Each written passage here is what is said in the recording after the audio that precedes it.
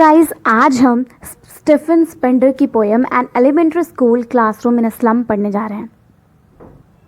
सो guys इस poem में Stephen Spender कुछ बच्चों की बात करते हैं, कुछ स्टूडेंट्स की बात करते हैं जो कि एक स्लम एरिया में लोकेटेड स्कूल में पढ़ रहे हैं। ठीक है, so let us begin. Far far from gusty waves this children's faces. Gusty waves मतलब वो विंड्स चलती है ना, ऐसे कितनी एनर्जेटिक लगती हैं। बट जो पोएट हैं वो ये बोलते हैं कि जो बच्चे हैं उनके फेसेस पे, उनके चेहरों पे कोई भी एनर्जी नहीं दिख रही है। वो उन बच्चों की तरह नहीं है जैसे उनकी एज के दूसरे बच्चे हैं, मतलब जो स्लम एरिया में नहीं रहते हैं, वैसे बच्चे जो थोड़े पुअर नहीं है। ओके, तो उन बच्चों की तरह नहीं है, उनकी तरह उनके अंदर एनर्जी नहीं है, उतने खुशी से नहीं रह रहे हैं, वो बच्चे खुश नहीं दिख रहे हैं। Like rootless weeds, the hair turn around their pallor. So guys, weeds क्या होते हैं? Weeds जो है ना, जैसे आपने देखा होगा खेतों में कुछ एक्स्ट्रा ग्रासेस उग जाती हैं, तो वो अनवांटेड होती है ना, वो हमें नहीं चाहिए होती, तो हम उसको काट देते हैं, हटा देते हैं। तो वैसे पोएट बोलते हैं कि जो स्टूडेंट्स हैं, वो बच्चे हैं, उनको एक रूटलेस वीड्स की तरह देखा जाता है लोगों द्वारा, मतलब ये अनवांटेड है, कोई इनको चाहता नहीं है, तो पोएट इनको रूटलेस वीड्स से कंपेयर करते हैं। फिर the hair turn round the paler. Paler मतलब पेल, मतलब मुरझाया हुआ, कोई खुशी नहीं है, वैसा कुछ। उनके फेस पे जो है वो हेयर्स आए हुए हैं, मतलब उनके फेस पे पूरे हेयर्स बिखरे हुए हैं। इट मीन्स पोइट कहना चाहते हैं कि वो उनको कॉम्ब नहीं किया गया है। फिर पोइट कहते हैं the tall girl with her weighed down head. So poet कौन है वैसे? Stephen Spender. ठीक है, स्टीफन स्पेंडर क्या कहते हैं कि उस क्लास में एक लड़की है जिसने अपना हेड डाउन किया हुआ है। उनका मानना है कि जो लड़की है उसने अपना हेड डाउन इसलिए किया है क्योंकि उसके ऊपर बहुत ज़्यादा बर्डन है, बहुत ज़्यादा बोझ है, उसकी पॉवर्टी का, उसकी गरीबी का बहुत ज़्यादा बोझ है, इस कारण वो अपना हेड डाउन करके रखी है। The paper seeming boy with rat's eyes. It means उस क्लास में एक लड़का है जो पेपर की तरह है। पेपर मतलब इतना थिन होता है ना, बहुत पतला है वो, और उसकी आइज़ एकदम रैट्स आइज़ की तरह है। जैसे रैट्स हमेशा कुछ ना कुछ ढूंढने में लगे रहते हैं, वो सोचते हैं कि कुछ इधर मिल जाए, कुछ उधर मिल जाए, इधर उधर देखते रहते हैं। सेम वैसा उसके केस में भी है, वो कुछ ना कुछ किसी चीज़ के बारे में ढूंढने की कोशिश करता है, कुछ अच्छी चीज़ मिल जाए उसको, ऐसा कुछ। सो मेरा क्वेश्चन है कि इस अभी तक हमने जितना पढ़ा पैरा, उसमें आप ये बताइए कि ऐसा कौन सा वर्ड है, 2 वर्ड्स बताइए जिससे हमें पता चलता है कि ये स्टूडेंट्स जो है वो अंडर नरिश्ड हैं, मतलब वो अच्छे से, जैसे हिंदी में कुपोषण कहते हैं, या जिसकी गुड हेल्थ ना हो, बहुत ज़्यादा पुअर दिख रहा हो। तो ऐसे कौन से 2 वर्ड्स हैं या 2 फ्रेजेस है जो आपको बताते हैं कि ये स्टूडेंट्स या चिल्ड्रन अंडर नरिश्ड हैं? आंसर है अपना paper seeming boy. Paper seeming boy मतलब क्या कि वो बहुत पतला है, तो इससे साफ साफ पता चल रहा है कि वो अंडर नरिश्ड है। और दूसरा है रूटलेस वीड्स। रूटलेस वीड्स से क्या पता चलता है हमें कि दे आर अनवांटेड, उनको कोई चाहता नहीं है।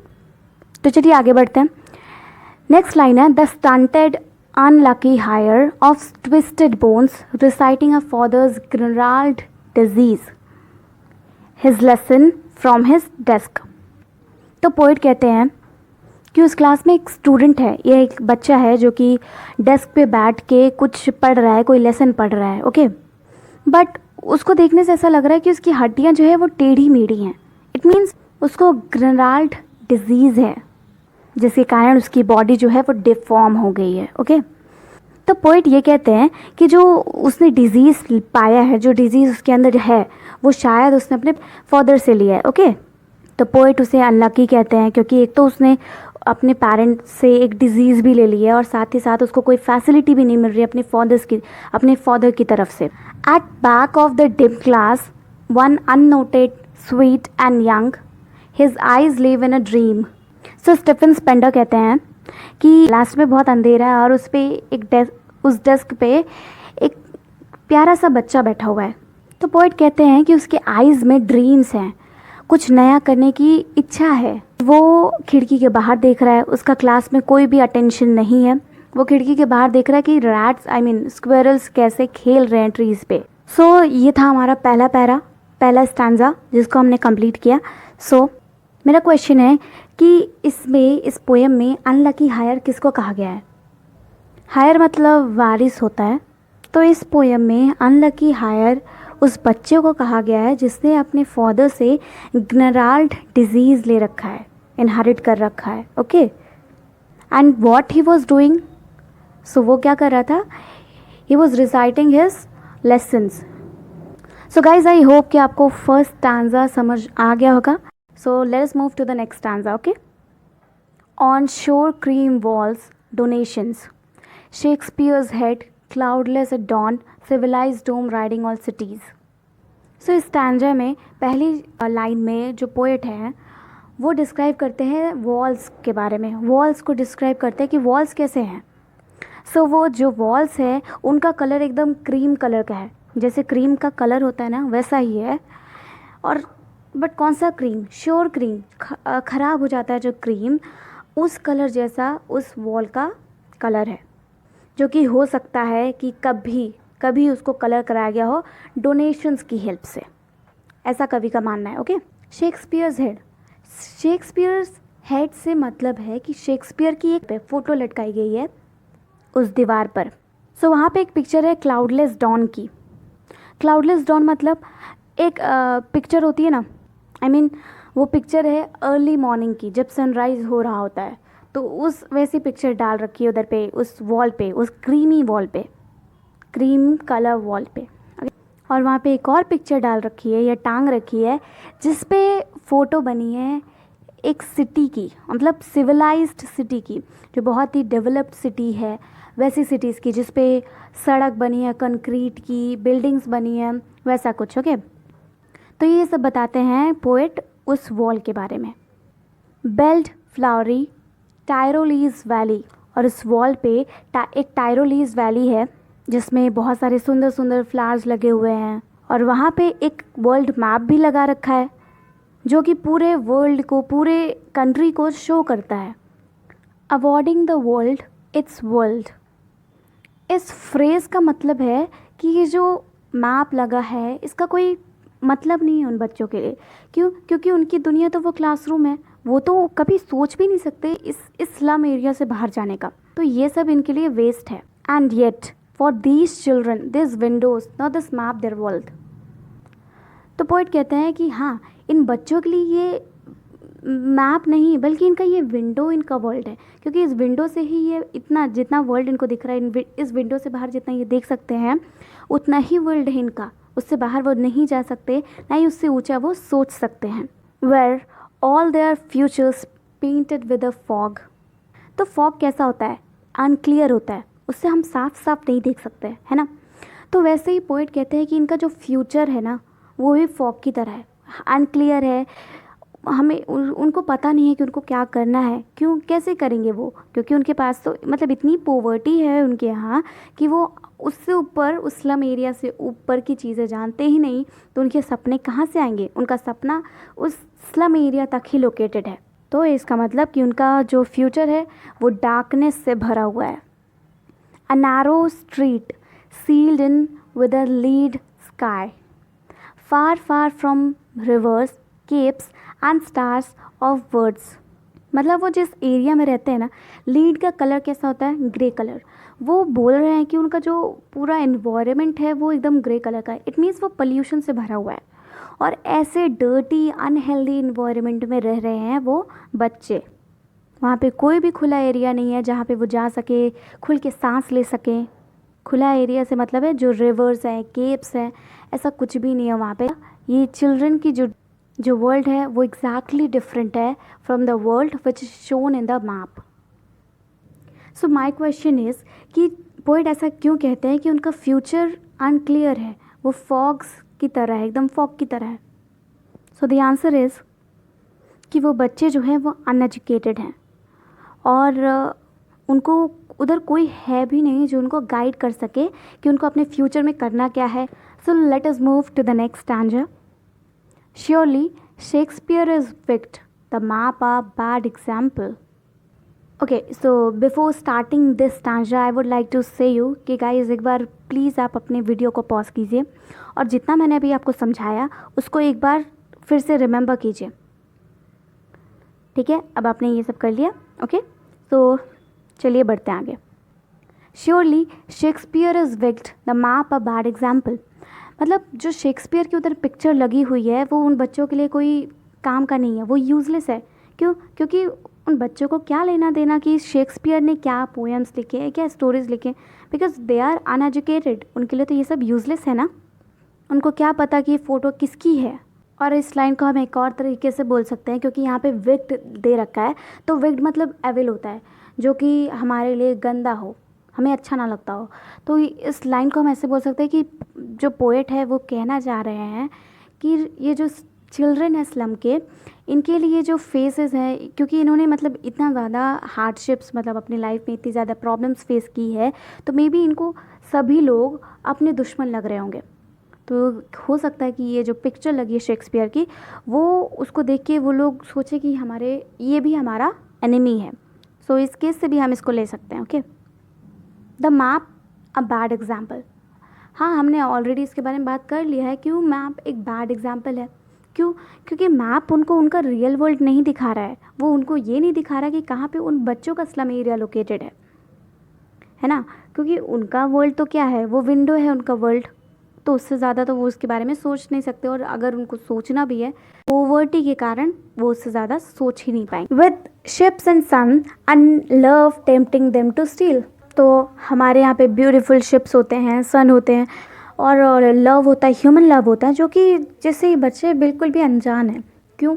क्योंकि उनको बाहर के लोग पसंद नहीं करते, उनके कपड़े को देखकर, उनका जो पर्सनालिटी है उसको देख के लोग उनसे दूर रहते हैं ना। और दूसरी चीज़ सन कैसे देखेंगे, इतना ज़्यादा पोल्यूशन है उधर पे, सन तक नहीं दिखता। इट मीन्स वो लोग सन तक को नहीं देख पाते हैं। तो इन सब चीज़ों को देख के ये जो बच्चे हैं ये चोरी करते हैं। क्यों? क्योंकि इनको तो ह्यूमन लव मिल नहीं रहा है, प्यार मिल नहीं रहा है। सब लोग इनकी तरफ इनह्यूमैनिटी दिखाते हैं। ठीक है, तो इन सब चीज़ों को देख के वो लोग स्टील करते हैं, चोरी करते हैं, सो दैट वो लोग अपनी विशेस फुलफिल कर सके। क्योंकि अब और कोई रास्ता तो है नहीं ना उनके पास। एक तो पॉवर्टी भी है, ऊपर से कोई उनको प्यार भी नहीं करता है, कोई ह्यूमैनिटी भी नहीं दिखाती उनकी तरफ, तो ऑब्वियसली कौन सा रास्ता बचा? यही चोरी करने का। तो वो लोग चोरी करेंगे। सो गाइज, हमारी नेक्स्ट लाइन है, for lives that slightly turn in their cramped holes. First of all, आपको क्या लगता है क्रैम्प्ड होल्स मतलब क्या? क्रैम्प्ड होल्स मतलब उनका जो घर है वो तो एकदम होल की तरह है ना, एकदम कंजेस्टेड है, स्मॉल है, तो बिल्कुल होल की तरह। ये उनको बहुत चिपक के रहना पड़ेगा उसमें, बहुत छोटा घर है। तो इस सेंटेंस का क्या मतलब है कि वो बच्चे अब इस होल जैसे घर में अपना लाइफ बिताते हैं, अपना लाइफ पूरा इसी में वो लोग स्पेंड करते हैं। फिर अपना नेक्स्ट लाइन क्या है, from fog to endless night on their slag heap, these children wear skins peeped through by bones and spectacles of steel. So from fog to endless night. Endless night मतलब जो night कभी ख़त्म ही ना हो, तो fog से start होती है। फॉग से स्टार्ट होने का मतलब क्या? इसका मतलब ये कि उनका सुबह और रात दोनों एक जैसा है, दोनों ही कष्टदायक है। इट मीन्स दोनों ही बहुत उनके लिए बहुत ज़्यादा ही प्रॉब्लमेटिक है, एकदम सेम है, कुछ भी डिफरेंट नहीं है, कुछ भी नया नहीं है। एंड जो हमारी नेक्स्ट लाइन है वो ये बोलती है कि on their slag heap these children wear skin peeped through by bones. So ये लोग इतने थिन हैं, इतने पतले हैं कि इनके बोन्स इनकी स्किन से ऐसे दिखती रहती है। तो ये लोग कूड़े के ढेर पर ऐसे ही अपने इन हड्डियों के साथ घूमते रहते हैं ताकि उनको कुछ ऐसा मिल जाए जो इनके काम आए। Spectacles of steel with mended glass like bottle bits on stones. तो मतलब वो स्टील के स्पेक्टिकल्स पहनते हैं जो ग्लास के, ऑब्वियसली लेंसेज ग्लास के होते हैं, और कभी कभी वो लोग उसको रिपेयर भी करते हैं by the help of bottle bits, है ना। बॉटल के बिट्स के साथ या फिर स्टोन से वो लोग रिपेयर करते हैं, जो कि थोड़ा अजीब दिखता है और उनके लिए अनकंफर्टेबल भी होता है उसको पहनना, बट फिर भी वो लोग पहनते हैं। वो लोग क्योंकि वो भी क्यूरियस होते हैं इन सब चीज़ों के लिए। ठीक है, सो ये इतनी लाइन हमने पढ़ ली। अब नेक्स्ट लाइन क्या है, all of their time and space are foggy slum. इसका मतलब ये कि उनकी जो लाइफ है, जो उनका टाइम, जो भी चीज़ें हैं, वो सब कहाँ तक लोकेटेड है, आई मीन कहाँ तक है, ओनली वो सब केवल उस स्लम तक ही लिमिटेड हैं। और फॉगी क्यों बोला गया स्लम को?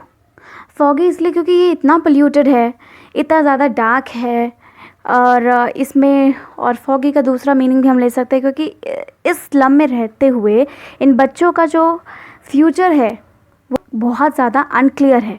इट मीन्स वो अपने लाइफ में वो चीज़ अचीव नहीं कर सकते हैं जो वो चाहते हैं। नेक्स्ट लाइन है, so blot the maps with slums as big as doom. So guys, doom मतलब होता है एंड, किसी चीज़ का एंड होना। तो पोइट ये कहते हैं, बाय द वे पोइट का नाम क्या है?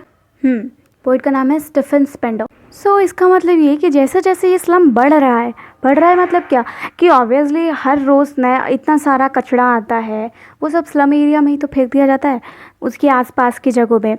तो जैसे जैसे ये स्लम एरिया बढ़ रहा है वैसे वैसे इन बच्चों का जो फ्यूचर है वो डिस्ट्रॉय हो रहा है, उनके लिए और डिफ़िकल्ट हो जा रहा है इस स्लम से निकलना। सो गाइज, हमने ये थर्ड पैरा भी कंप्लीट कर लिया। सो ये टाइम है फोर्थ पैरा पे जाने का। Unless governance inspector visitor this map becomes a window and this windows are shut upon the lives like catacombs. मतलब जब तक कोई गवर्नमेंट या कोई इंस्पेक्टर या विजिटर उस स्कूल को देखने नहीं आ जाए तब तक इनकी लाइफ ऐसे ही चलेगी। इट मीन्स अगर वो स्कूल को देखने आएंगे तो शायद वो उनकी इस लाइफ को चेंज कर सके, इनके लिए कुछ कर सके, इनकी जो ये कंडीशन है उसको इम्प्रूव कर सके। The map becomes a window and this windows that shut upon their life like catacombs. Okay, so वो कहते हैं, स्टीफन स्पेंडर कहते हैं कि इनका जो लाइफ है, इनका जो ये मैप लगा है इनके रूम में, इसका कोई मीनिंग नहीं है जब तक ये लोग रियल इस स्लम एरिया से बाहर ना आ जाए। ऑब्वियसली जब ये स्लम एरिया से बाहर आएंगे तभी ये रियल वर्ल्ड देख सकेंगे, उसको फील कर सकेंगे। उससे पहले इनको रियल वर्ल्ड का कोई मतलब नहीं पता है ना। तो ये जो मैप है, ये वर्ल्ड मैप जो है वो इनके लिए तब तक यूज़लेस रहेगा जब तक कि ये इनका रियल विंडो ना बन जाए, मतलब real window of the world. अभी तक इनका विंडो क्या था?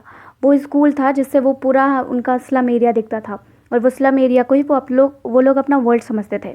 पर अब पोएट क्या चाहते हैं? वो चाहते हैं कि ये जो विंडो है ये इनका वर्ल्ड हो, इस वर्ल्ड के विंडो से ये लोग देखें, ना कि इस स्कूल के विंडो से देखें। क्योंकि इनकी विंडो तो क्या है? इनकी विंडो तो उस क्लासरूम तक है, जिससे ये केवल क्या वो फॉगी स्ट्रीट देखते थे, वही पल्यूटेड स्लम देखते थे। तो ये सब चीज़ों से पोएट चाहते हैं कि ये गवर्नमेंट इन सब चीज़ों को इम्प्रूव करे। इनकी जो लाइफ है इस स्लम में ये कैटाकॉम्ब की तरह है। कैटाकॉम्ब मतलब होता है कब्रिस्तान। कब्रिस्तान सूखा होता है, बहुत अजीब सा होता है ना, एकदम ब्लैकिश डरावना टाइप, वैसे ही कुछ केसेस में हुए। तो स्लम एरिया में ये कुछ कैटाकॉम्ब्स की तरह है इनके लिए। सो हमारी नेक्स्ट लाइन है, break o break open till the break the town. तो जो पोइट है वो गवर्नर को, इंस्पेक्टर को, विजिटर को कहते हैं कि आओ तुम लोग यहाँ आओ और इनका जो ये विंडो है, ये जो विंडो है स्लम देखने का, उसको तोड़ो, इनके रेस्ट्रिक्शंस को तोड़ो। जो रेस्ट्रिक्शंस क्या है इनके? पोवर्टी है, इनका लैक ऑफ रिसोर्सेज है, इन सब को तोड़ो और इनको, इन बच्चों को इस विंडो से, इस स्कूल से बाहर निकाल के रियल वर्ल्ड दिखाओ। And show the children to green fields and make their world. मतलब और इन बच्चों को वो ग्रीन फील्ड्स दिखाओ जो कि यहाँ पे स्लम एरिया में प्रेजेंट नहीं है। वो वर्ल्ड दिखाओ जो कि रियल है, जो कि वो स्लम नहीं है, वो स्लम से बड़ा है, वो अट्रैक्टिव है, ब्यूटीफुल है, वो वर्ल्ड दिखाओ। इनको वो गोल्ड सैंड दिखाओ। मतलब सैंड तो वहाँ प्रेजेंट है नहीं ना, सैंड भी ब्लैकिश ही हो गया होगा बिकॉज इतना ज़्यादा पोल्यूशन है, वो पोल्यूशन को शो कर रहा है। तो उनको वो गोल्डन सैंड दिखाओ। And let their tongues run naked into books, and the white and green leaves open history, theirs whose language is the sun. Poet चाहते हैं, पोइट स्टीफन स्पेंडर चाहते हैं कि ये बच्चे भी नॉलेज का असली मीनिंग समझें। नॉलेज क्या होता है, इनको भी वो पढ़ाई कराई जाए असली वाली, इनको भी कोई गाइड करने वाला होना चाहिए ताकि ये लोग भी उस वाइट लीव को देख सकें। सो गाइस, वाइट लीव इधर क्या है? वाइट लीव मतलब वो बुक को डिपिक्ट कर रहे हैं हम। सो दैट ये लोग भी उस बुक को देख सके, बुक को समझ सके, बुक में लिखा क्या है, वो लोग भी नॉलेज ले सके, लिटरेट हो सके, है ना। सो नेक्स्ट है, एंड ये लोग ग्रीन लीव्स से मतलब है कि ये जो वर्ल्ड है ग्रीन कलर का, ये जो नेचर है उसको ये लोग देख सके। एंड लास्ट में पोइट कहते हैं, open history theirs whose language is a sun. So उन लोगों की हिस्ट्री लिखी जाएगी जो कि इन बच्चों को इस चीज़ से फ्री करा देंगे। ये जो इस्लाम है इससे फ्री करा के एक न्यू वर्ल्ड दिखाएंगे, कुछ इन बच्चों के लिए कुछ नया करेंगे। सो वो ऑब्वियसली एक हिस्ट्री की तरह हो जाएगा। So this is the poem which is written by Stephen Spender. So I hope कि आप लोगों को ये पोएम अच्छे से समझ आ गई होगी। एंड गाइस, इसके क्वेश्चंस मैंने with summary of this PDF बना के नीचे डिस्क्रिप्शन बॉक्स में डाल रखा है। सो आप उधर से देख लीजिएगा। Okay, so guys, thanks for watching my video.